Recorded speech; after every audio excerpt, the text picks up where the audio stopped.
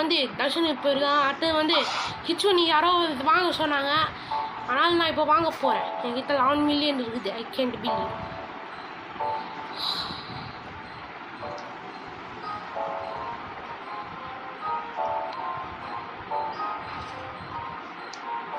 படாடா ஹிச்சுவனி.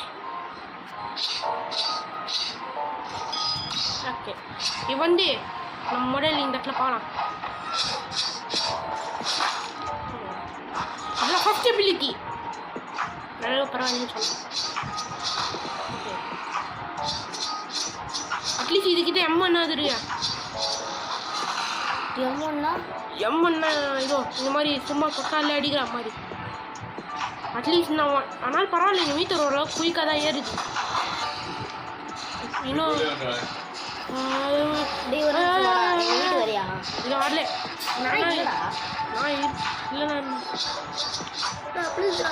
ஓகே